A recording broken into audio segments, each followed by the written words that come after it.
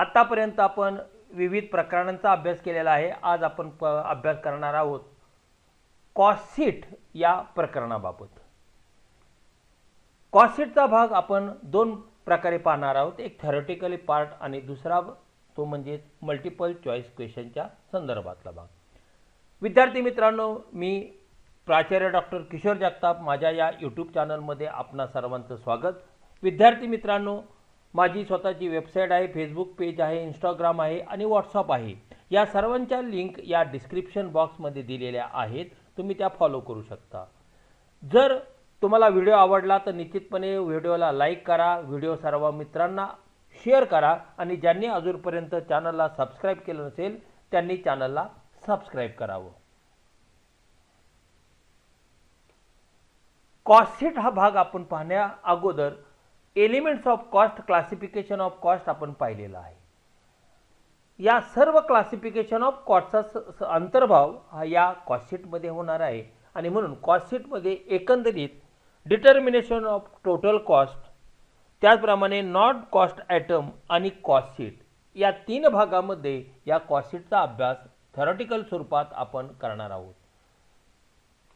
Classification cost हे आपण सर्व कॉस्ट किंवा ओव्हरहेड हे मागील व्हिडिओमध्ये पाहिलेले होते.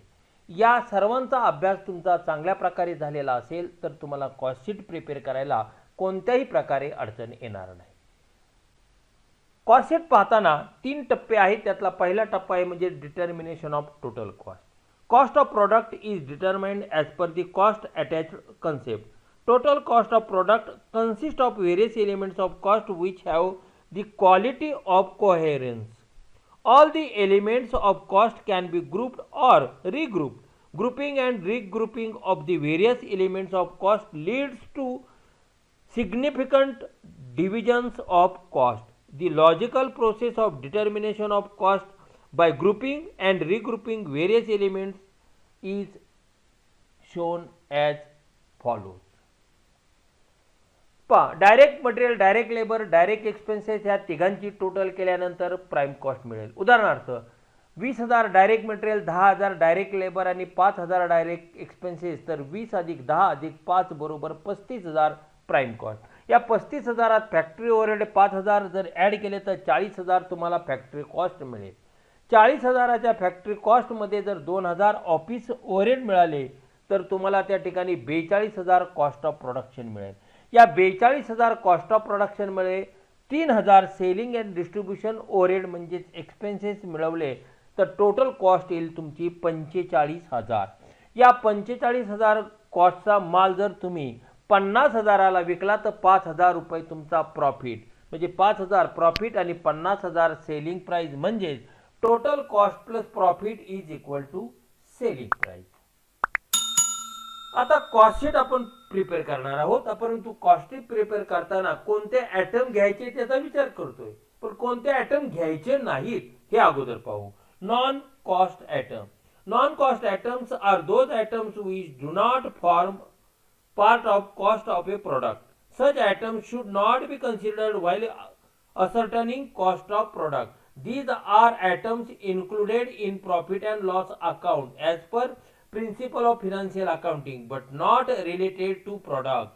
For example, income tax paid, provision for income tax, interest on capital, interest on loan, profit on sale of fixed asset, loss on sale of fixed asset, transfer fee received, transfer to reserve any other appropriations of profit, commission to managing director or partner, capital loss, donation, capital expenditure, discount on shares and debenture, goodwill return of preliminary expenses, return of brokerage, pure financial expenses or losses and expenses not related to the business.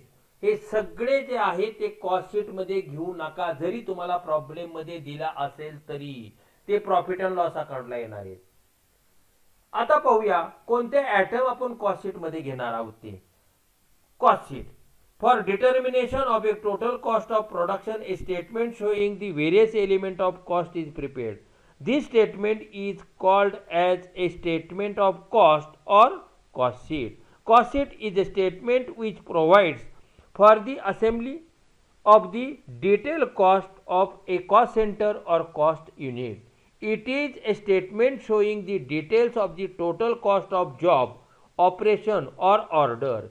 It brings out the composition of total cost in a logical order. Under proper classification and subdivision, the period convert by the cost sheet may be a week, a month or so.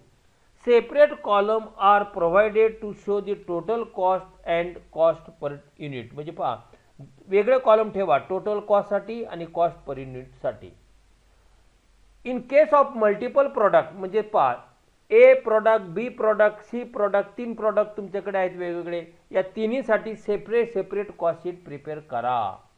Alternately separate column of cost sheet and unit cost may be provided for each product in the same cost sheet. A cost sheet is prepared under output or unit costing method. काय purpose आहे cost शीटचा? The purpose of cost sheet. Cost sheet serves the following purpose. It gives the breakup of total cost under different element. पहा पहिला जो काय उद्देश आहे तो म्हणजे काय टोटल कॉस्टचं ब्रेकअप वेगवेगळ्या मायक्रो लेवलवर त्या ठिकाणी केलेला आहे ते. 2. It shows the total cost as well as cost per unit. Cost sheet काय दाखवतं? एकूण टोटल कॉस्ट पण दाखवतं आणि कॉस्ट पर युनिट पण दाखवतं. त्यासाठी कॉस्ट शीट उपयोगी. इट हेल्प्स काय मदत होते? Comparison with previous year. Current year आणि प्रिव्हियस इयरमध्ये कॉस्टमध्ये काय फरक आहे त्याचं कंपॅरिझन करायला कॉस्ट शीट उपयोगी येतं. 4. It facilitate preparation of tender and quotation. व्यवसाय संस्थेला टेंडर आणि कोटेशन जर प्रिपेअर करायचं असेल तर कॉस्ट शीटचे उपयोग त्यासाठी होऊ शकते. It enables the management to fix up selling price. Selling price निश्चित करण्यासाठी व्यवस्थापनाला कॉस्ट शीटचा उपयोग होतो. आणि 6वा पर्पज आहे it control the cost. Cost sheet काय करतं तर व्यवसाय संस्थेवर कंट्रोल ठेवतं. कशावर? कॉस्टवर. मग हे कॉस्टचं डिव्हिजन कसं आहे तो भाग आता आपल्याला या ठिकाणी पाहता येऊ शकेल. पहा पहिला भाग आहे तो म्हणजे प्राइम कॉस्ट. प्राइम कॉस्ट कशी कॅल्क्युलेट केली जाते तर prime cost is equal to direct cost, direct labour और डायरेक्ट मटेरियल. म्हणजेच पहा डायरेक्ट कॉस्ट म्हणजेच डायरेक्ट मटेरियल, डायरेक्ट लेबर आणि डायरेक्ट एक्सपेन्सेस या सगळ्यांचा एकंदरीत जी रक्कम येते त्याला प्राइम कॉस्ट असं म्हटलं जातं. Prime cost comprises all direct material, direct labor and direct expenses. It is also known as flat cost. आता प्राइम कॉस्ट तुम्हाला मिळालेली आहे. आता फॅक्टरी कॉस्ट शोधा. कशी शोधून काढता येईल तर factory cost is equal to prime cost plus factory overhead. आता तुम्हाला पुढचा टप्पा येतो म्हणजे कॉस्ट ऑफ प्रोडक्शन शोधा. कशी शोधून काढणार? फॅक्टरी कॉस्टमध्ये ॲडमिनिस्ट्रेटिव्ह ओव्हरहेड ॲड करा, जे येईल ती कॉस्ट ऑफ प्रोडक्शन. आता टोटल कॉस्ट शोधून काढा. कशी शोधून काढायचं तर कॉस्ट ऑफ प्रोडक्शन तुम्ही शोधून काढली, त्यामध्ये ॲड करा सेलिंग अँड डिस्ट्रीब्युशन ओव्हरहेड किंवा कॉस्ट, तुम्हाला टोटल कॉस्ट मिळेल. टोटल कॉस्ट तुमची इथं आली 40,000 आणि आता तुम्हाला प्रॉफिट पाहिजे 5,000.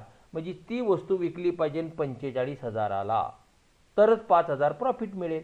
म्हणजे 40,000 टोटल कॉस्ट तुम्ही काढली. प्रॉफिट किती ठेवायचं याचं डिसिजन मॅनेजमेंटला घेण्यासाठी आता कॉस्ट शीट उपयोगी पडलं का नाही? मग 5,000 प्रॉफिट ठरल्यामुळे तुमची सेलिंग प्राइस फिक्स झाली का नाही 45,000. दुसऱ्या बाजूने असं मी म्हणेन की 40,000चा माल 45,000ला विकायचा तर 5,000 रुपये profit, that is selling price minus total cost is equal to profit. म्हणजे सेलिंग प्राइस आणि प्रॉफिट निश्चित करण्यासाठी तुम्हाला कॉस्ट शीट हे उपयोगी आहे, हेल्प त्याची होऊ शकते. आता प्रोफार्मा तुम्हाला कॉस्ट शीटचा दिलेला आहे. यामध्ये पहा जे आपण डिव्हिजन इथे पाहिलं ना शॉर्टमध्ये तेच इथे ब्रॉडमध्ये पाहणार आहोत. 3 कॉलम आहे. पहिला पर्टिक्युलर म्हणजे सगळा एक्सपेंडिचर आणि पहिले 2 रुपीजचे कॉलम आहे ते टोटल कॉस्टचे आहेत आणि शेवटचा आहे तो पर युनिट कॉस्टचा. आता पहिलं आपल्याला काय शोधून काढायचं तर ए प्राइम कॉस्ट शोधून काढायचं. त्यामध्ये डायरेक्ट मटेरियल, डायरेक्ट वेजेस आणि डायरेक्ट एक्सपेन्सेस 3 लाल अक्षरात लिहिलेले आहेत. त्याची टोटल म्हणजे प्राइम कॉस्ट. डायरेक्ट मटेरियलमध्ये आपल्याला परत बायफर्केशन करता येईल. ओपनिंग स्टॉक ऑफ मटेरियल त्यामध्ये परचेसेस ॲड करा, त्यामध्ये एक्सपेन्सेस ॲड करा, carriage inward, custom duty, dock charges आणि फ्रेट हे सगळे एक्सपेन्सेस ओपनिंग स्टॉकमध्ये ॲड केल्यावर किती रक्कम येते ते पहा. त्यामधून closing stock of raw material वजा करा, येईल तो डायरेक्ट मटेरियल कॉस्ट लाल अक्षरात XX. त्यामध्ये direct wedges XX, direct expenses XX वजा करा. हे सगळे ॲड केल्यावर जी रक्कम येईल ती प्राईम कॉस्ट आहे. आता या प्राईम कॉस्टमध्ये काय ॲड करायचं, तर यामध्ये फॅक्टरी ओव्हरहेड ॲड करा. त्यामध्ये लिस्ट दिलेली आहे पहा. Factory rent rate, insurance, lighting, supervision, motive charges, fuel and oil, grease and water, steam, welfare expenses, laboratory expenses, depreciation of plant machinery, depreciation of factory building, repair and maintenance of factory, indirect wages, estimation expenses, technical director fee, royalty, loose tool written off, हे सगळे पहा factory ओव्हरहेडची उदाहरणं तुम्हाला त्या ठिकाणी दिलेली आहेत. Continue पुढे पहा.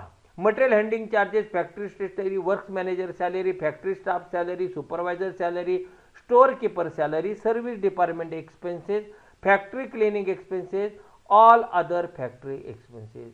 म्हणजे जे जे काय फॅक्टरीशी म्हणजे प्रोडक्शनशी मॅन्युफॅक्चरिंगशी रिलेटेड असणारे एक्सपेन्सेस म्हणजेच ओव्हरहेड आहे ते सगळे इथे घ्या. त्याची टोटल 2 लाल अक्षरात XX केले ते प्राईम कॉस्टमध्ये हे 2 XX मिळवा, तुम्हाला येईल बी फॅक्टरी कॉस्ट. या फॅक्टरी कॉस्टमध्ये ॲड करा ऑफिस आणि ॲडमिनिस्ट्रेटिव्ह एक्सपेन्सेस किंवा ओव्हरहेड. कोणते आहेत? Office rent, rate, taxes, staff salary, office lighting, printing stationery, postage and telegram, depreciation of office building आणि furniture, office equipment, office repair, sundry expenses, general expenses, legal expenses, audit expenses, all other office expenses which are related to office. हे सगळे add करा. त्याची total घ्या, ती 2 लाल अक्षरामध्ये दिसेल office आणि ॲडमिनिस्ट्रेटिव्ह ओव्हरहेड. ते तुम्ही फॅक्टरी कॉस्टमध्ये ॲड करा, तुम्हाला मिळेल सी कॉस्ट ऑफ प्रोडक्शन. त्यामध्ये opening stock of finish good, त्यामधून वजा करा closing stock of finish good, येईल तो cost of finish good sold, तो ॲड करा. आणि त्याचप्रमाणे selling and distribution overhead add करा. कोणकोणते आहेत selling and distribution overhead? Advertising, showroom expenses, travelling expenses, commission on sale, discount allowed, bad debt, sample and gift service expenses, demonstration expenses, packing expenses, loading charges, carriage on sale, rent of warehouse, insurance and lighting of warehouse, cost of catalogue, mailing and tender. हे सगळे selling and distribution overhead आहे. हे सगळे त्यामध्ये add केल्यामुळे तुम्हाला जे मिळेल ती total cost or cost of sales. ही मगाशी आपण सांगितल्याप्रमाणे 40,000 आली. आता आपल्याला प्रॉफिट 5,000 पाहिजे, तो 5,000 प्रॉफिट इथे ॲड करा, म्हणजेच तुम्हाला 45,000 सेलिंग प्राइस किंवा सेल्स प्राप्त होऊ शकेल. ही झालं टोटल बाबत. तर टोटल कॉस्ट भागिले नंबर ऑफ प्रॉडक्ट हे कॅल्क्युलेट केले की तुम्हाला कॉस्ट पर युनिट त्या ठिकाणी मिळू शकेल. कॉस्ट पर युनिट प्रॉफिट पण मिळू शकेल आणि सेल्स पर युनिटसुद्धा तुम्हाला प्राप्त होऊ शकेल. अशा पद्धतीने हे सगळे कॉस्ट शीट आहे. विद्यार्थी मित्रांनो, तुम्हाला कॉस्ट शीट बाबतची जी माहिती आहे, परफॉर्मा आहे, तो तुम्ही पाठ करणं आवश्यक आहे, लक्षात ठेवणं आवश्यक आहे. कारण त्यामधले सगळे ओव्हरहेड एक्सपेन्सेस ऑफिसचे कोणते आहेत, फॅक्टरीचे कोणते आहेत, सेलिंगचे कोणते आहेत, डिस्ट्रीब्युशनचे कोणते आहेत, रिसर्च अँड डेव्हलपमेंटचे कोणते आहेत, हे माहिती असणं आवश्यक आहे.